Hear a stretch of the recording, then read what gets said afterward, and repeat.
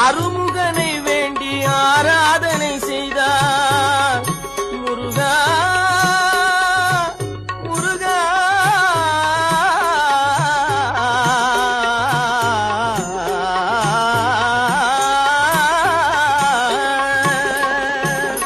அருமுகனை வேண்டி ஆராதனை செய்தால் அருகில் ஓடி வருவான்.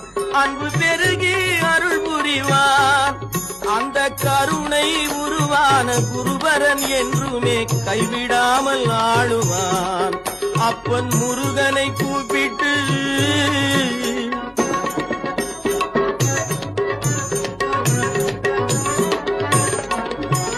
கந்தனை எண்ணிய வந்தனை செய்வோர்க்கு கந்தனை எண்ணிய வந்தனை செய்வோர்க்கு காரியம் கைகூடுமே. பகை மாறி